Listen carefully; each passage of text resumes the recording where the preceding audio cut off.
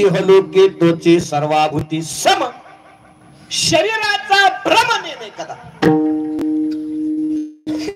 पण भक्तांच्या अंतःकरणात स्त्री आणि पुरुष या दोघांचे शरीर समान वाटणं हे बोलण्या इतकं ऐकण्या इतकं सोपं आहे का? हा दृष्टिकोन ज्यांचा होता, ही भावना ज्यांची होती, ही मनोकामना ज्यांची होती, ते फक्त आणि फक्त बाळूमामा होते. महाराज आज जर दुष्काळ पडला, जर पाऊस पडायचं झालं तर विज्ञान अरबो रुपये खर्च करतं. आज अरबो रुपये खर्च करतं आणि फक्त ठराविक जागेतच पाऊस पाडला जातो.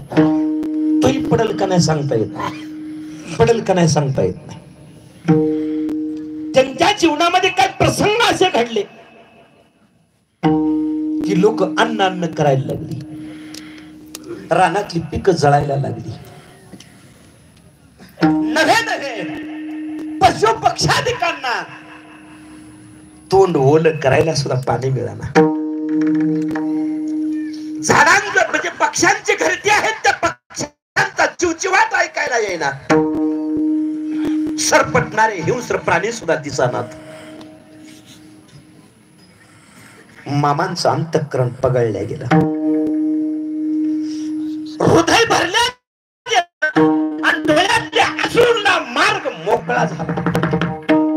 मला सांगा ना, समोरच्याचं दुःख पाहिल्याच्या नंतर कोणाच्या डोळ्यात पाणी येतं? येतंय आपल्या डोळ्यात पाणी, येतं आपलं हृदय भरून.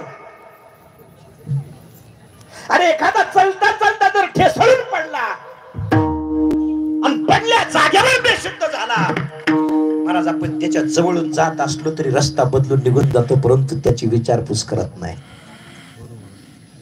येता जाता रस्त्यावर अनेक हजार ऍक्सिडेंट तुम्ही आम्ही पाहतो.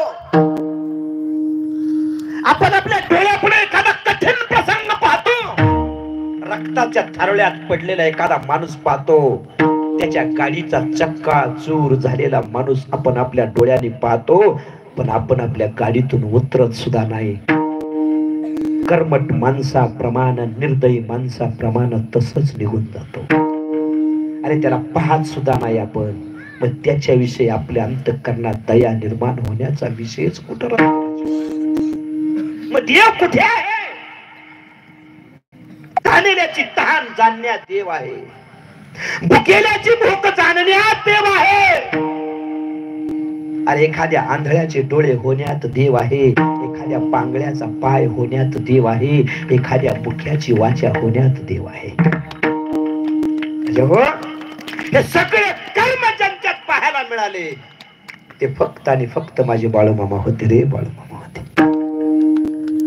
त्यावेळेस रानातली पिकं जळायला लागली, गोठ्यामध्ये बांधलेली त्या ठिकाणी जनावर हंबरायला लागली, दारामध्ये गोठ्यामध्ये बांधलेल्या जनावरांना पाणी प्यायला मिळेना, घराच्या पुढे असणाऱ्या झाडांवर घरटे आहेत, त्या घरट्यातल्या पक्ष्यांचा चिवचिवाट ऐकायला मिळाला. तडपलेल्या, व्याकुळ झालेल्या, तहानलेल्या, भुकेलेल्या